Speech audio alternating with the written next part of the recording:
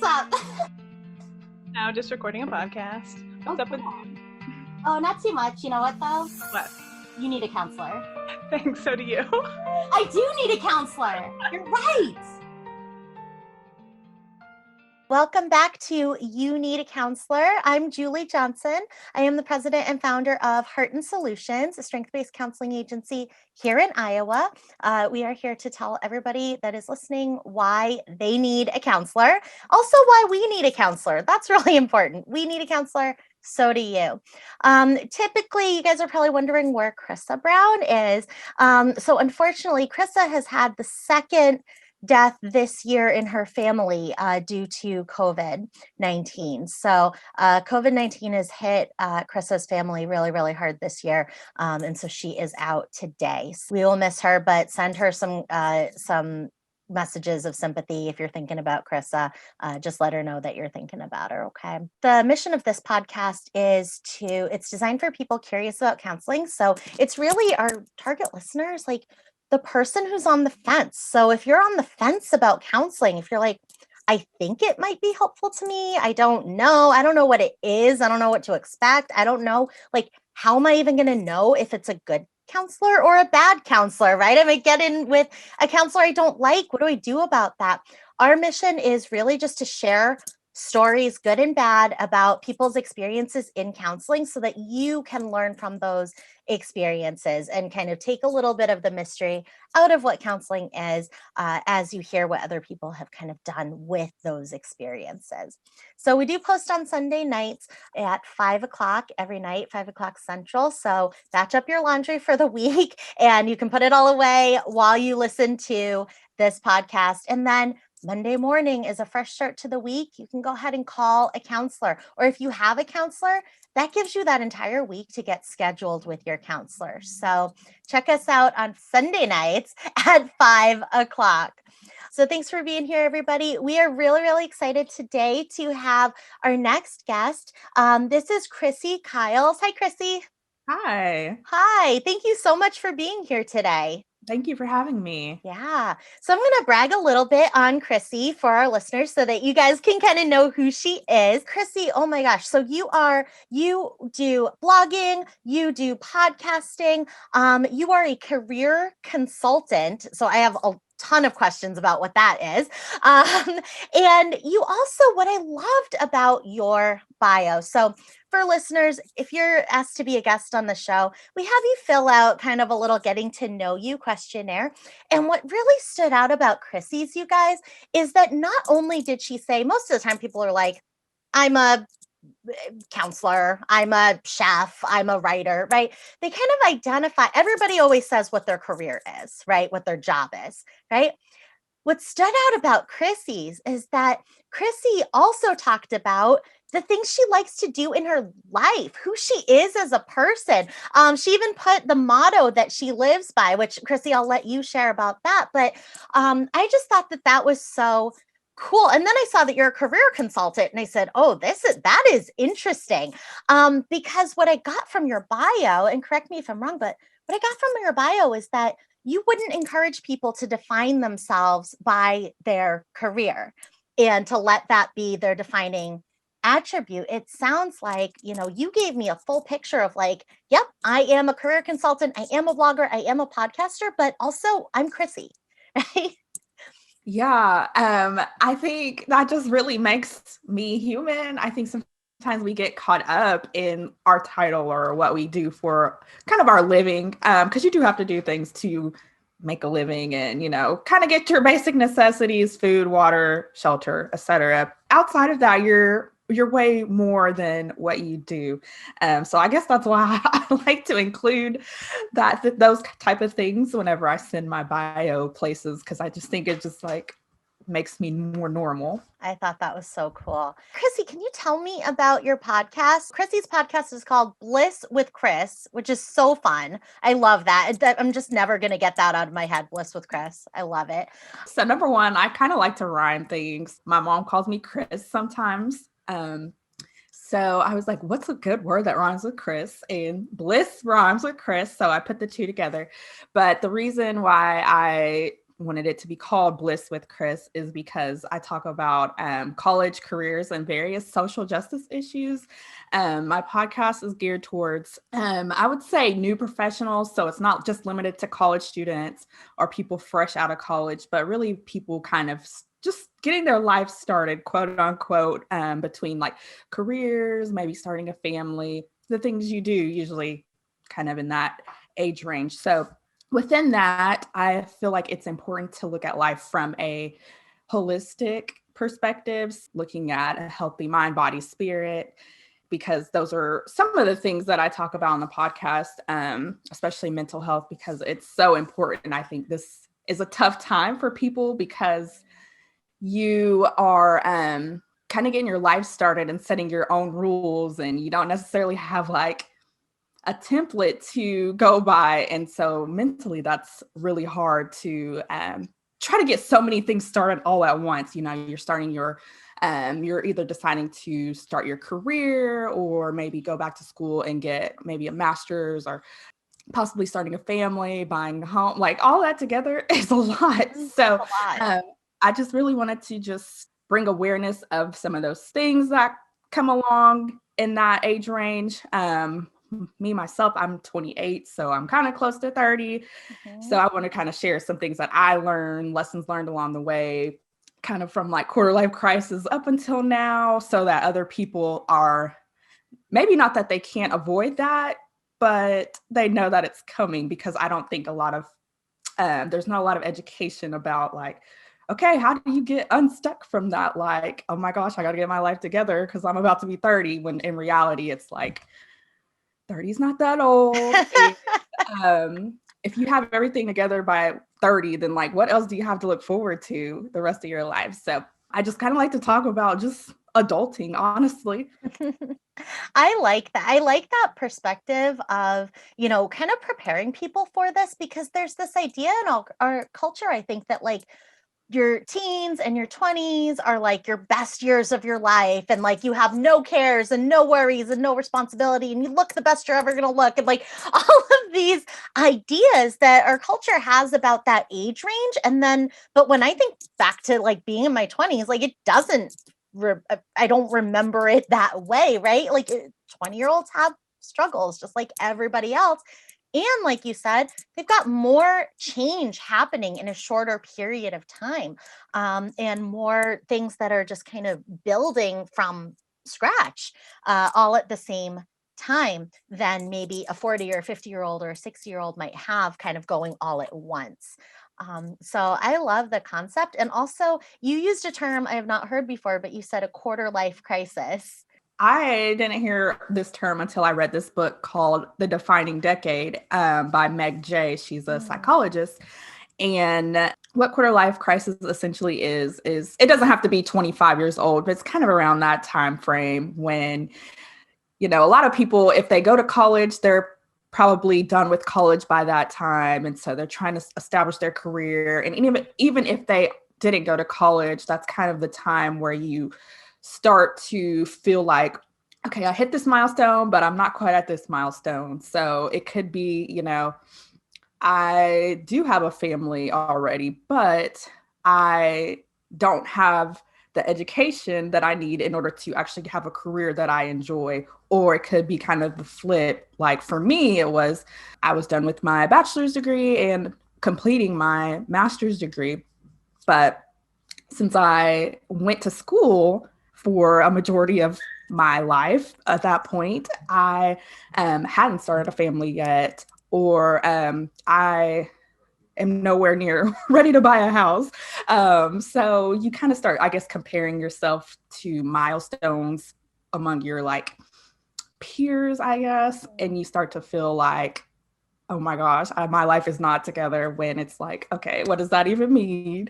But essentially, it's just finding that or hitting that point in your life where you're like trying to establish your identity and yourself, but you kind of feel like you are just, I guess, not adequate enough just because you don't have all these accomplishments yet. And in reality, it's like, it's not going to all happen at once. I mean, it might happen for somebody all at once, but it's just that feeling like, you haven't hit all the goals by 30. And I think it's like society feels like 30 is the new 20, but in reality, you do want to take your 20s seriously, because I think it sets the foundation for, the rest of your life. So to sum that all up, I think it's just kind of that pressure that you aren't as far along as you want to be in your life, but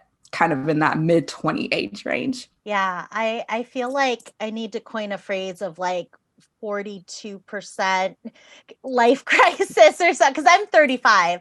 And every year in my 30s, I have like my birthday is like the saddest day of the year. And I just sit with myself, like, what am I doing with my life? Like, what, and so that's, yeah, I had not heard that term before. I like that. I think I kind of missed that quarter piece for myself, but I remember being that age too, what you're talking about. I got married when I was 27. And I live in Iowa, and that's late here. That's very, very late here. And so, and at the same time, it was for us, it was exactly the right time. We had a very, very long engagement. We were together for a very long time before that. It's impossible to do all of the things all at one time and do them well and do them in the way that is going to sustain you over your lifetime.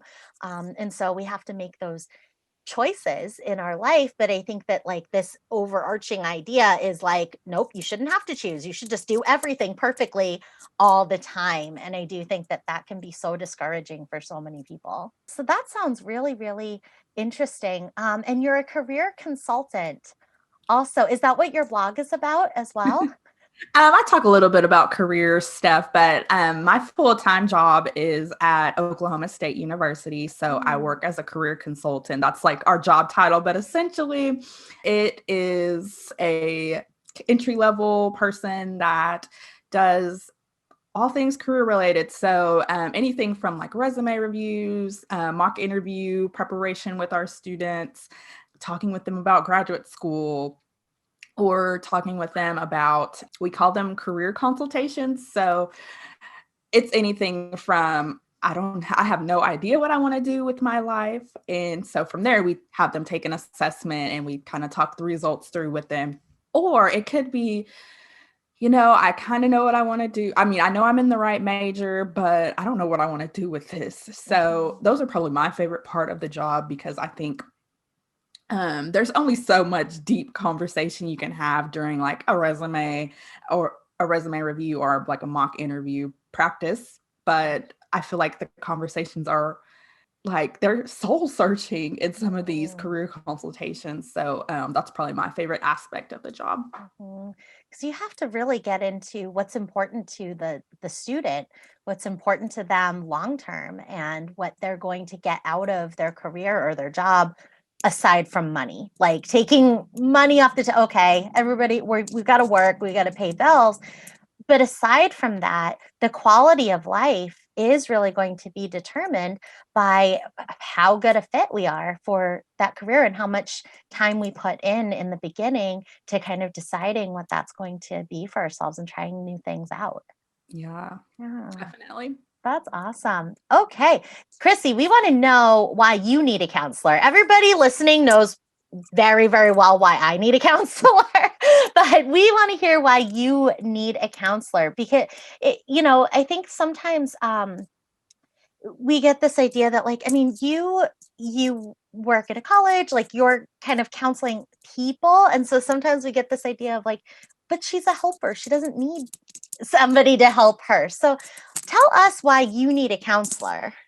Yeah, so I will just disclaim that this was the first year that I've done counseling like long term. So I started in April, literally around the same time I started my own podcast. And as I was doing reflection over the weekend of this year, I was like, I don't know if those two hand in hand helped me just emotionally, because I feel like the podcasting helped me create a creative outlet, and counseling kind of helped with the emotional aspect of my wellness. So I think those two together kind of go hand in hand with just how I've been able to cope this year. with that being said, this was the first time I've done like long-term counseling. So I still virtually see my counselor. Mhm. I like have an appointment with her next week. We meet twice a month.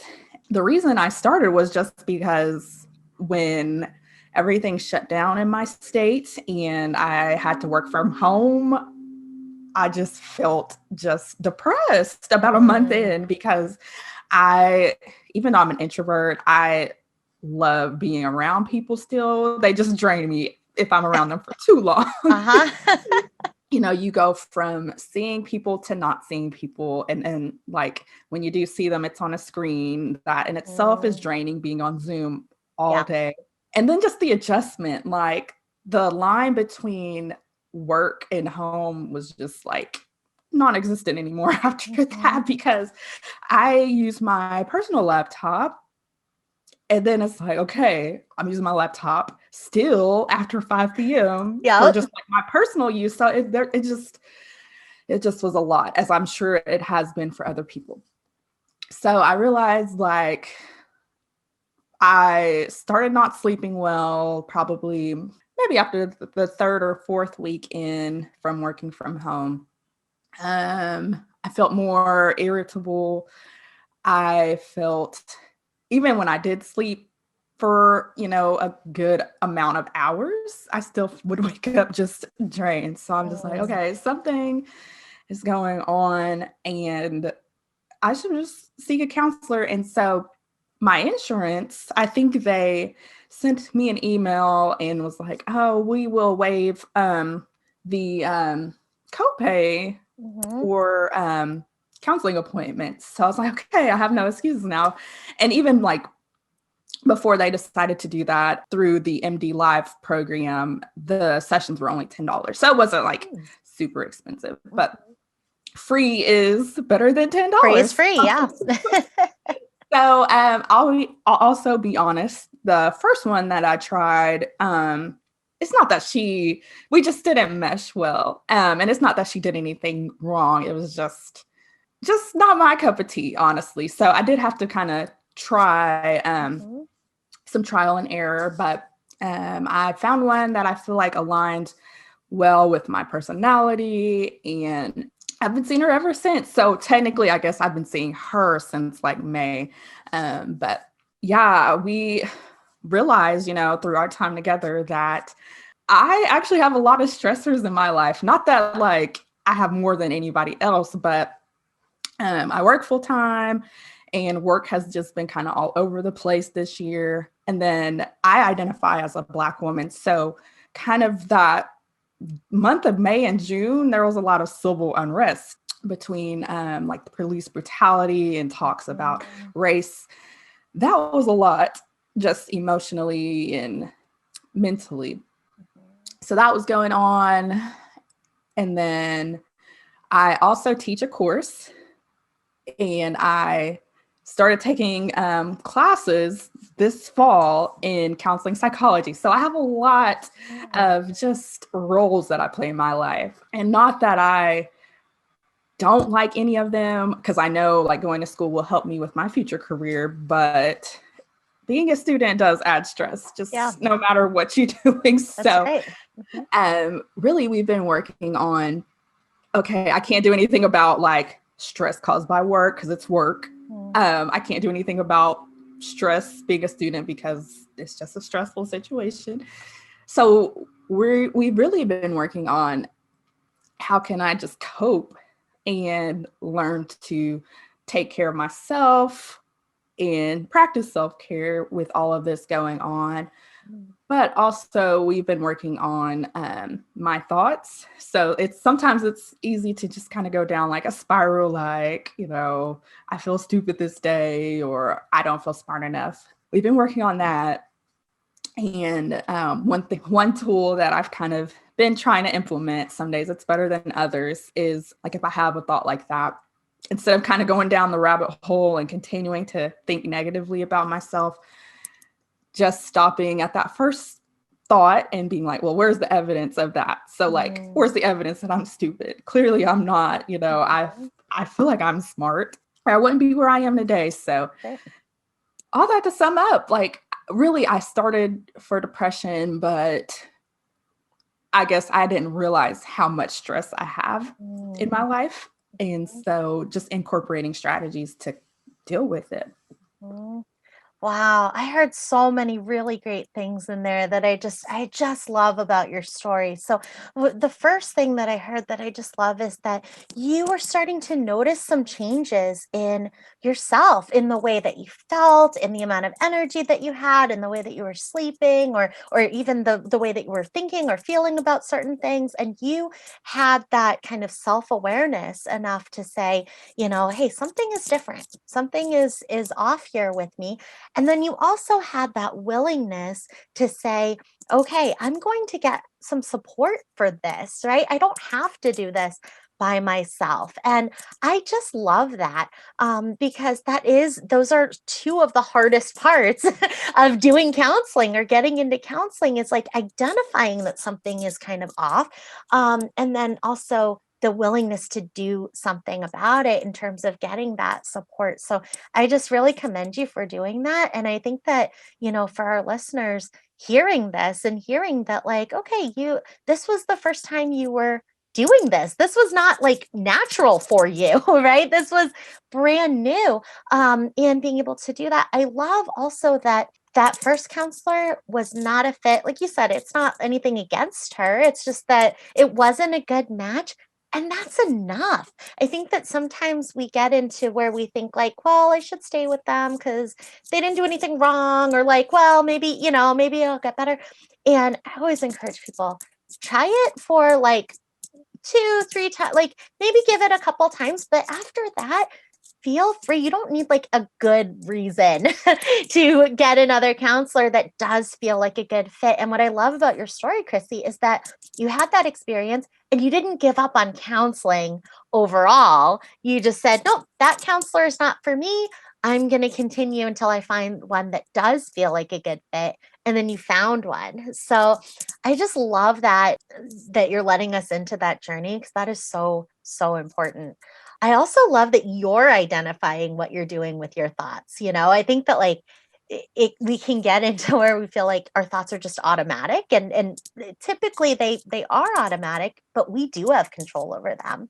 And your counselor is validating you in ways that you didn't even know that you had these stresses, but you felt them, and then your counselor's like, it's pretty normal that you would be stressed out by all of these things that you've got going on. And so that kind of like, oh, yeah. Like I am an intelligent person, and I am achieving and working towards my goals all of the time. And so of course I'm going to have stress. What are the things that I can control? What are the things that I do have control over? And just in, your recap of what the work that you've been doing, I can hear so many wonderful interventions, and I can also hear your willingness to try them and to implement them in your life. Would you say that in your self description, you described yourself as a millennial? Would you say that being a millennial, would you say that made it harder or easier to have that willingness to try counseling? Hmm, that's a good question. I would say yes and no. And the reason why I say no was just I don't know if it's just a cultural thing, or a lot of millennials' parents never probably went to counseling. And so it wasn't necessarily promoted just because maybe our parents didn't go. Or I don't know if it's culturally. I know sometimes I could speak, I think for Black people, sometimes there's just kind of this notion that you either just kind of deal with it and keep it moving, like, or like, especially I grew up Christian, there's kind of a notion like you kind of just got to pray it through. So I don't know if that's just cultural, or the generation that raised us just didn't know what counseling can do. But I say yes, because I think as millennials, we've been through a lot of crises, just nationwide or worldwide. So I think we just, either need to find an outlet to cope, or we generally just want the world to be better. So we realize that sometimes we do have to be willing to get some help in order to do that. I think that millennials, when I think about millennials, I think about hope. And I really do. I think about, hope and future and kind of that kind of thing. And so, yeah, absolutely. It can make it more challenging, and it can make it kind of easier just depending on your situation. And Mhm. so, as a Black woman in April and May, when all of the civil unrest was happening, do you think that that situation created a need for more counseling in the Black community?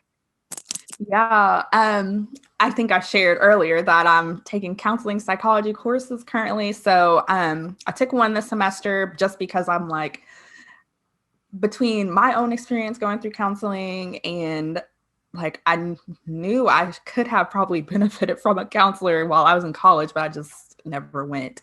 And so I was like, I think there needs to be more representation of counselors in colleges and universities, but nationwide, honestly. So that kind of did spark my interest to hopefully become a therapist in the next 5 years. I'm going to take it slow just since I'd work full time, but I think, you know, representation does matter. Like if people see people that look like them, it's not a bad thing, but you just feel more comfortable. So I hope that once I am a therapist, that more students would access counseling on campus, just because I think there could be benefits from students receiving the services.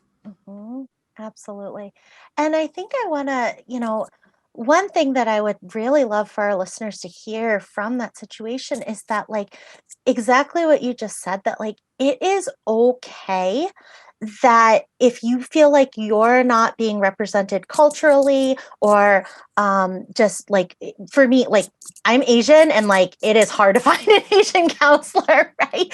So, but if you feel like you're having a hard time, like, being understood culturally, that's okay. Like, you're not being racist. I just want people to hear that. Like, you're not being racist if you're like, okay, this counselor is very nice, but like, I want somebody who I can identify with, who I can relate with in that way.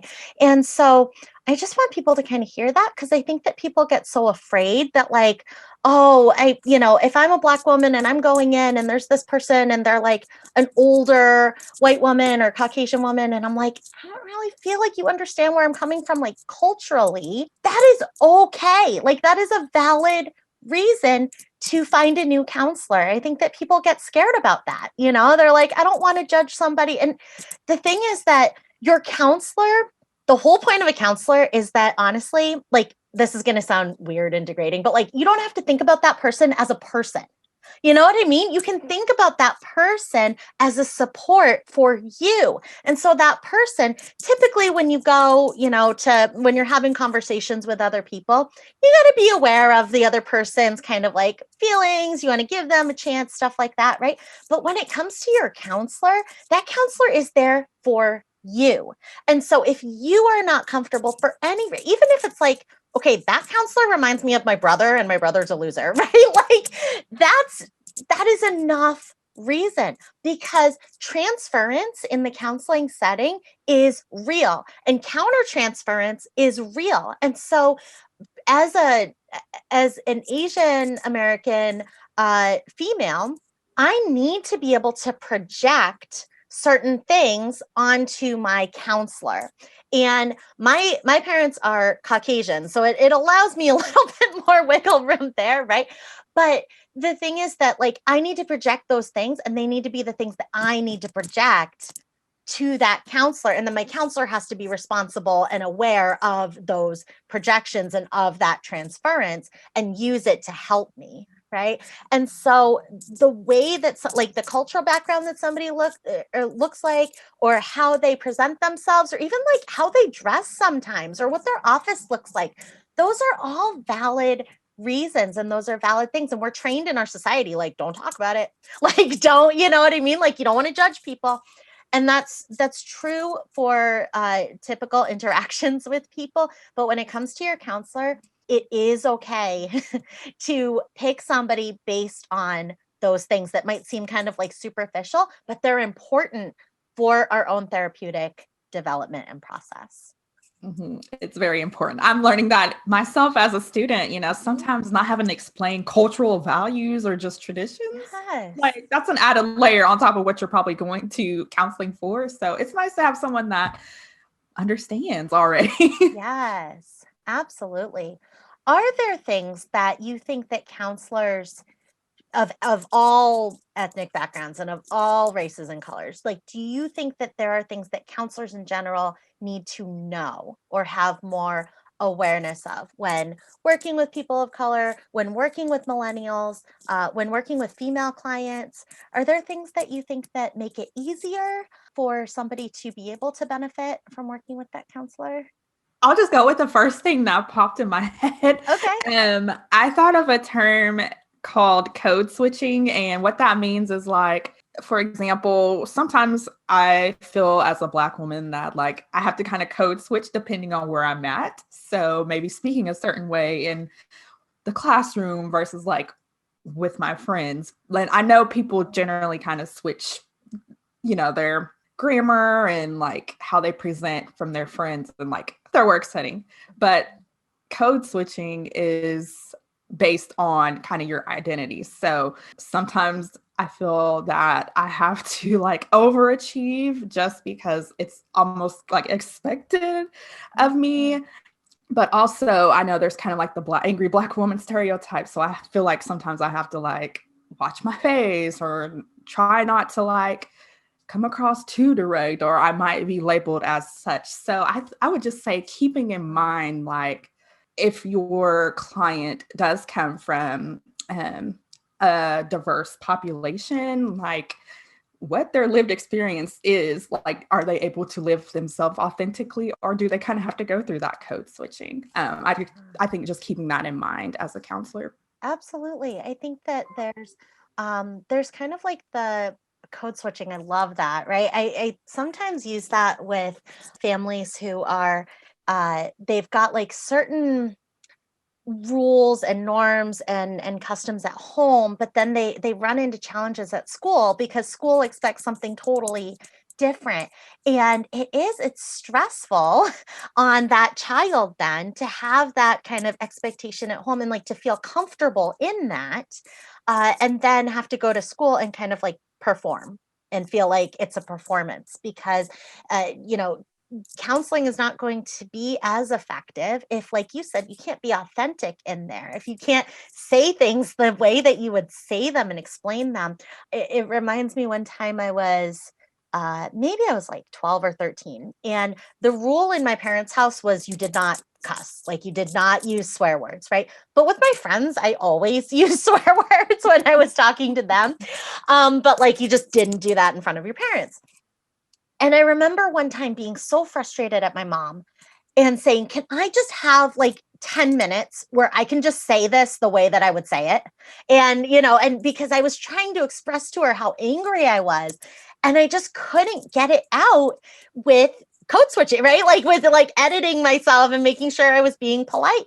And then she was like, "Okay, I'm going to set the timer for 10 minutes. You can use any curse word you want and you can call me whatever you want. But after that 10 minutes, like that is done." And I said, "Okay." And I was able to express that to her in a really authentic way. And that was so helpful to me. So the idea that, yeah, we need to be able to be exactly who we are and not feel like we're putting on a show all the time, right? And we all are to a certain extent all the time, right? So I go to work, okay, I'm doing what work expects. Now I go to school, I'm doing what the teacher expects, right? But in terms of something as personal as counseling, we want to be able to be just us and have that be understood. Mm-hmm. And that is that is hard to do. And so I'm so excited that you are joining the counseling field because, like you said, we need more counselors from all backgrounds. We need more counselors from all different regions of the country too. There's difficulty in being able to find counselors that are fit in all different areas of the country. And so that's so exciting. That's great. Congratulations on that. Thank you. So I apply next month. So hopefully I have some good news for you later on. That's In awesome. I love that. If you are thinking about the person who's kind of on the fence, and if you're thinking about the, millennial, Black young woman who is thinking about counseling, but you know what the barriers are, right? So what would you say to that person about trying counseling? Yeah, I think one of my biggest aha moments was, I think sometimes we think as counseling as something traumatic has had to have happened to you in order for you to go to counseling. And I mean, I haven't had anything super traumatic happen to me, but I think, well, for one, seeing people killed on TV is traumatic. Yeah. So that was traumatic. Mhm. I think we don't realize that is traumatic. Just seeing that on TV. So that was traumatic, I'd say. Mhm. I think we kind of try to qualify ourselves as, oh, I'm not doing okay, but not bad enough to go to counseling. So I would say just the reason to go to counseling is, it doesn't have to be something dramatic. It could be as simple as, like for me, just the stress thing was eye-opening. Like, oh, I guess I do have a lot of stress in my life. Mhm. So don't think that you have to have something big in order to go to counseling, Mhm. because it's nice to have someone that is not either related to me or a friend, and just talking with them, and they can see the things that maybe your family and friends either don't see, or they see it but they just don't know how to like bring it up to you. Just that unbiased person in your life. So don't think that, like, I think any reason is good to go to counseling. Mhm. I love that because in your situation, like somebody might look at your life and go, "Oh my gosh, like she's got a full-time job, she's a student, like she knows where she wants to go career-wise, like she's got it all together, you know?" So and the thing is that like even the good things, like going to school and like being excited about this career path, like that's a great thing. It's still stressful. Like it's still challenging. I love that you talked about secondary trauma or vicarious trauma when you see somebody that you identify with, either in danger or having something violent happen to them, such as being killed on TV, right? That is a traumatic experience. And I love that you validated that. And I mean, I can tell that you've experienced it. And I remember like so we had a protest here in Iowa. I live in a very small town, so it was a very small protest, but we had one.